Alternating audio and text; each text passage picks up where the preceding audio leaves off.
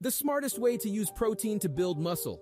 Did you know that protein, often hailed as the cornerstone of muscle development, holds the key to unlocking your body's full potential for strength and growth?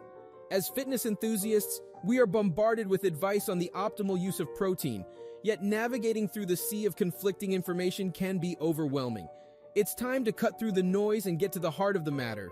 Obviously, there's a lot of conflicting information about protein out there, so in this video, I want to condense all the best science-based information down to give you a final answer on every protein-related question you've ever asked. So without any further ado, let's dive right into it.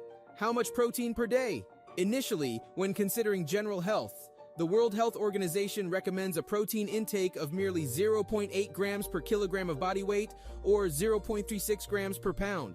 For instance, an individual weighing 80 kilograms or approximately 180 pounds would require only about 65 grams of protein daily, a target easily met by a typical Western diet.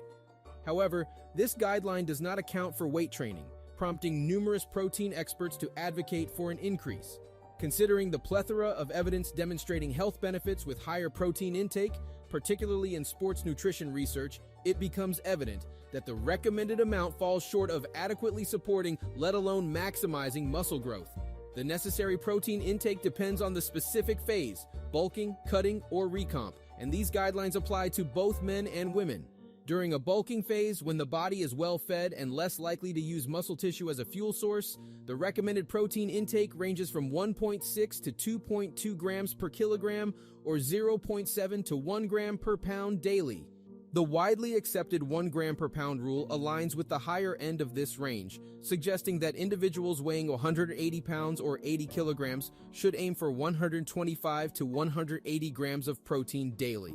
Conversely, in a cutting phase, where the body receives fewer calories and has reduced fuel reserves, protein intake should increase to 1.8 to 2.7 grams per kilogram or 0.8 to 1.2 grams per pound.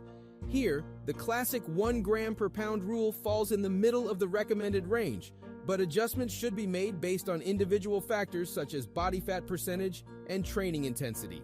In a recomp phase, where the goal is to simultaneously build muscle and lose fat while maintaining caloric balance, protein requirements can align with bulking recommendations.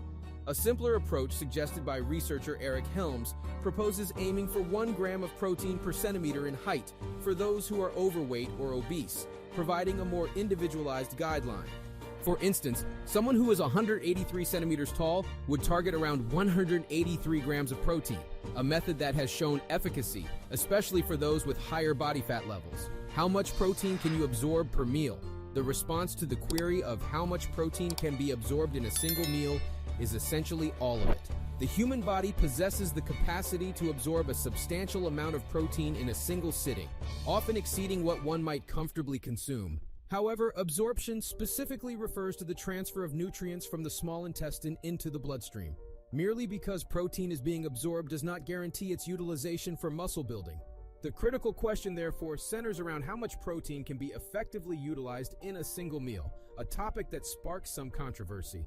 Early research proposed that 20 to 25 grams of protein in a single meal was sufficient to maximize the anabolic response, with anything beyond that offering no additional benefit for muscle growth. Nevertheless, skepticism arises, particularly from the anecdotal perspective. The intermittent fasting community, for instance, demonstrates muscular development with 1 or 2 meals per day, each containing upwards of 50 to 100 grams of protein.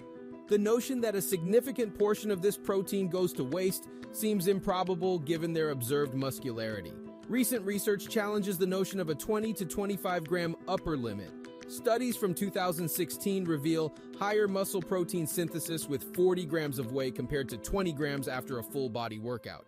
Similarly, another study from the same year demonstrates greater muscle protein synthesis with a meal containing 70 grams of protein versus 35 grams. Although the precise amount of protein one can effectively use per meal remains unclear, emerging evidence suggests it might be higher than initially believed. Regardless, the consensus underscores that daily protein intake is more crucial than the per-meal distribution. While many experts recommend spreading protein across 3 to 5 meals for optimal digestion and sustained muscle protein synthesis throughout the day, Building muscle remains achievable even with 2 or 6 meals, as long as the daily protein target is met. The focus shifts from the frequency of meals to the overall protein intake per day, with the acknowledgement that different meal patterns may offer varying degrees of optimization.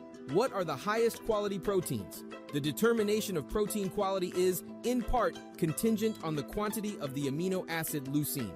Leucine plays a pivotal role as the catalyst that stimulates mTOR, thereby initiating new muscle growth. To delve into the practical aspects, let's explore the amounts of various protein sources required to achieve a leucine intake of 3 grams, a figure considered a reasonable ballpark for maximizing the anabolic response to a meal. Examining the table, whey protein emerges as the leader, with a mere 29 grams providing the coveted 3 grams of leucine. Remarkably, this comes at a modest caloric cost of 145 calories. In comparison, chicken breast, offering 40 grams of protein and 3 grams of leucine, demands approximately 200 calories. Conversely, whole wheat bread requires over 2,000 calories to reach the same leucine threshold, highlighting the substantial difference in efficiency. A prevalent trend surfaces. Animal-derived proteins generally surpass their plant-based counterparts in leucine content, especially when considering calories. However, this discrepancy diminishes when incorporating vegan protein powders like soy, pea, and brown rice isolates. These alternatives deliver 3 grams of leucine for less than 200 calories. While leucine holds significance, protein quality hinges on more than just this amino acid. Even though leucine serves as the catalyst for muscle growth, the other 8 essential amino acids, EAAs, are imperative for actual muscle construction. The digestible indispensable amino acid score, DIAS, measures the EAAs in a protein source, with higher scores indicating more EAAs. Noteworthy is that these tables reference proteins consumed in isolation. In real-world scenarios, individuals combine diverse foods, ensuring adequate leucine and EAAs by achieving their total daily protein goals. This pragmatic perspective underscores that protein quality may be less critical than commonly perceived. Consequently, leucine, branched-chain amino acid, BCAA, and EAA supplementation often prove unnecessary when daily protein intake is sufficient. However, for vegan athletes, a nuanced approach is advisable.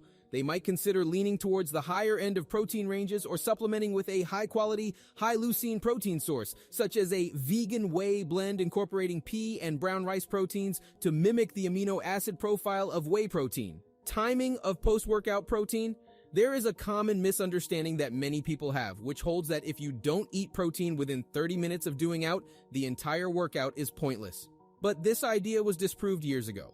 In actuality, you may maximize the anabolic response to exercise as long as your pre- and post-workout meals occur within a window of roughly 4 to 6 hours of one another.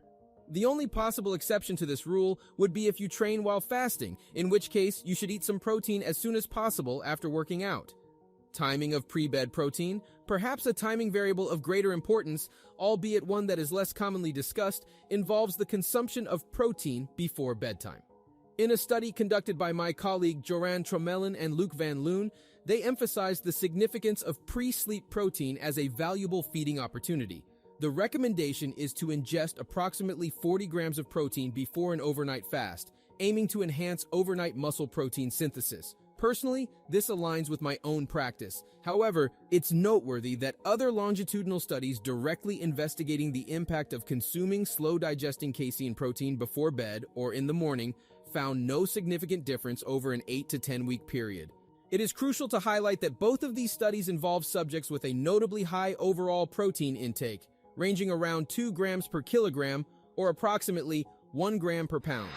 This reiterates the point that, as long as the total daily protein intake is sufficient, the specific timing factors become considerably less crucial. There are no valid safety concerns associated with a high-protein diet for healthy individuals. As stated in a comprehensive position stand by the International Society of Sports Nutrition, there is no controlled scientific evidence indicating that increased intakes of protein pose any health risks in healthy exercising individuals. The protein levels recommended in this video have been demonstrated over decades to not only be safe, but to also confer health benefits, even surpassing the provided recommendations, with intakes as high as 4.4 grams per kilogram or 2 grams per pound, consistently shows no adverse effects. Undoubtedly, the most crucial factor remains the total daily protein intake. To enhance optimization, attention can be given to the distribution of protein throughout the day, with a general consensus pointing towards 3 to 5 meals as the anabolic sweet spot. These two factors alone are predicted to yield more than 90% of potential results. While protein quality is worth considering, and protein timing may offer some optimization benefits, especially for those training fasted or experiencing extended overnight fasts, they play a relatively minor role compared to total daily protein intake and meal distribution. So, this is it for today's video. If you know any other smartest way that we can use protein to build muscles, let us know in the comments below. Also, if you enjoyed this video, don't forget to like, subscribe, and hit that bell icon for more content like this. Till then, see you in the next video. Take care.